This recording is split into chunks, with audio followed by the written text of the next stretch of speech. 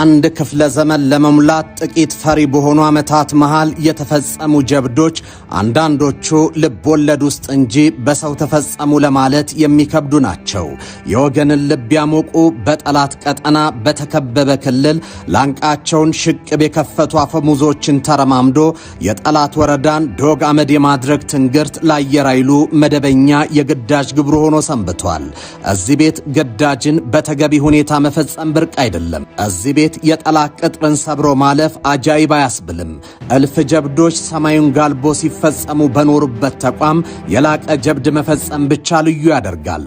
እያወራን ያለነው ስለ ኢፌድሪ አየር ኃይል ነው። 90 የጀግንነት ዓመታት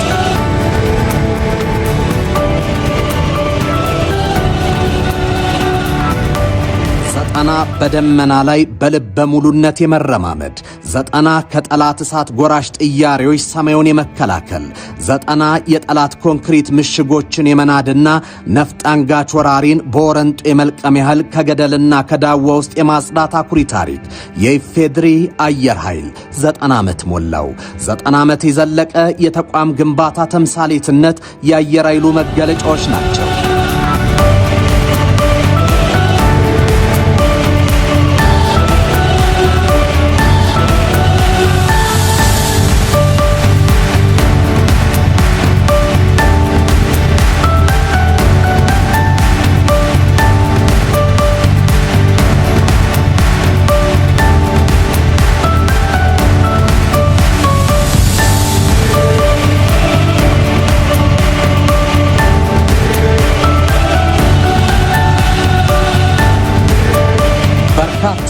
አፍሪካውያንና እስያውያን አውሮፕላን በማያውቁበት ዘመን ኢትዮጵያ አየር ኃይል አቋቁማለች። በአገሪቱ ነባርና አንቱ ከተባሉ ተምሳሌታዊ የተቋም ግንባታ ታሪክ ካላቸው ተቋማት አየር ኃይሉ አንዱ ነው። አየር ኃይሉ በ90 ዓመታት ታሪኩ በጦር ግንባሮች ድንቅ ጀብዶችንና አስደማሚ ድሎችን በብቃት እንዲፈጽም ተቋሙ የተደራጀበትና የተመራበት ታሪኩ ትልቁን አስተዋጽኦ ይወስዳል። አየር ኃይሉ ከሀገሩ አየር ባሻገር በኢትዮጵያ የሰላም ማስከበር ተልእኮ ውስጥ ሁሉ ተሳታፊ ነበር። በ1960 በኮንጎ ሰላም ማስከበር ተሳትፏል። በአንድ ወቅት የታንዛኒያን የአየር ክልል በአስተማማኝ ሁኔታ ሲጠብቅ ነበር። በሱዳንና ደቡብ ሱዳን የሰላም ማስከበር ተልእኮን በብቃት ተወጥቷል። ዛሬ አየር ኃይል በቀጠናዊና በአህጉራዊ ሰላም ማስከበር ተልእኮች የላቀ ሚና ይዞ እየሰራ ሲሆን በሶማሊያ የሰላም ማስከበር ተልእኮ ተሳታፊ ነው። ነገር ግን 90 ዓመታቱ አልጋ ባልጋ ብቻ አልነበሩም። አየር ኃይሉ ከዚያ አስደማሚ የድል እርምጃዎቹ ሸብረክ ያለበት ጊዜንም አሳልፏል።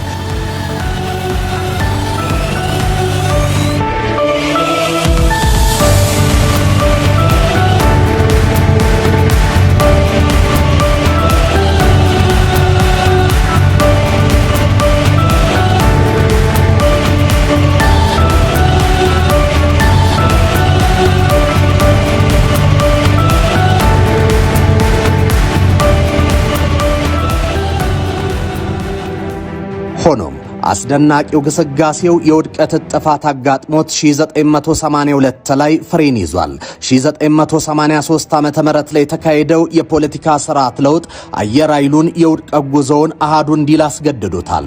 በዚህ ጊዜ ሀገር ብዙ የለፋችባቸው የአየር ኃይሉ ብቁ አብራሪዎችና ቴክኒሻኖች እንዲበተኑ፣ አውሮፕላኖች ከጥቅም ውጭ እንዲሆኑ፣ መሰረተ ልማት እንዳይኖረው ተደርጓል። ነገሩን የሚያከፋው በዚህ ወቅት የአየር ኃይሉ ህልውና ጥያቄ ውስጥ መግባቱ ነው። በአህጉሪቱ በጥንካሬው ስመጥርና ስመገናን የነበረው አየር ኃይሉ ለሀገር ግንባታ ያደረገው አስተዋጽኦ ተክዶ ሚናው ኮስሶ አየር ኃይል አያስፈልገንም ፈርሶ ካላየን እስከሚል ግብ የተገጠመበትም ነበር።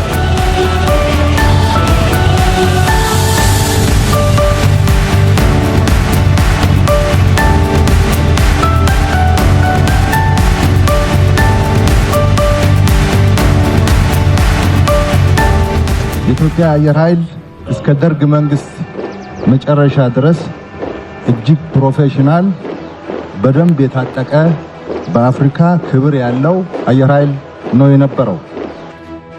የነበረውን በማፍረስ ከዜሮ የመጀመር አባዜያችን አየር ኃይላችን ፈራርሶ ዳዋና አቧራ ወርሶት ከዜሮ እንዲጀምር ተደርጓል።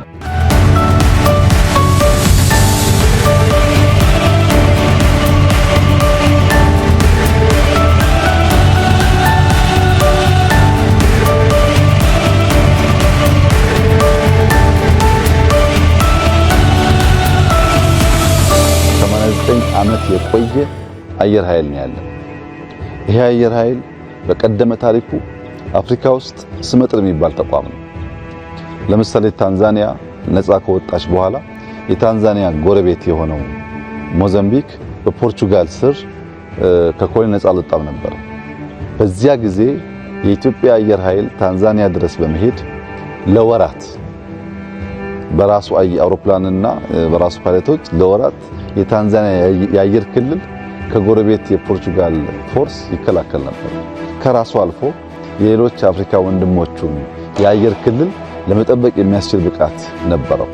ነገር ግን ባለፉት 30 ዓመታት ገደማ በጣም ከተመቱ፣ ከተዳከሙ፣ በሁለት እግራቸው ቆሞ መጓዝ ከተቸገሩ ተቋማት አንዱ የኢትዮጵያ አየር ኃይል ነው።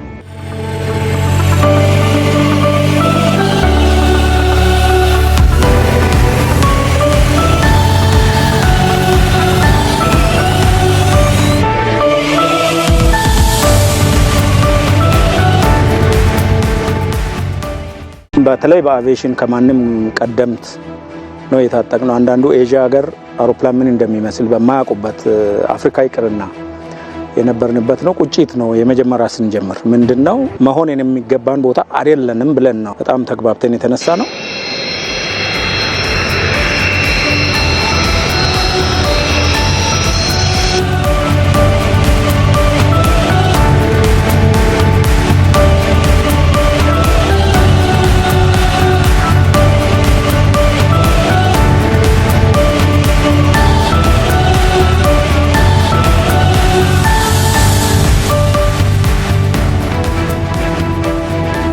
አየር ኃይሉ በ90 ዓመት ታሪኩ በርካታ ውጣ ወረዶችን ተሻግሯል።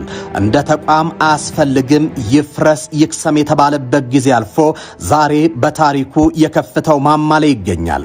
አየር ኃይሉ በተቋም የግንባታ ሂደት ውስጥ ለአንድ ክፍለ ዘመን ጥቂት ፈሪ በሆነው እድሜው የሀገረ መንግስት ግንባታ ሂደት ኔሽን ቢልዲንግ ፕሮሰስ ተቋማዊ ሚናው ግዙፍ ሆኖ ይታያል። ተቋሙ ኢትዮጵያ ታፍራና ተከብራ እንድትኖር በብርቱ የሀገር ፍቅር ስሜትና ወኔ መስዋዕትነትን ከፍሏል፣ እየከፈለም ይገኛል። ተቋሙ የተጓዘበትን የግርዳናውን ሰማዩን የቀዘፈበትን የበራሪ ጄቶች ስላሰላ 90 ዓመት ቁጥር ብቻ አይደለም።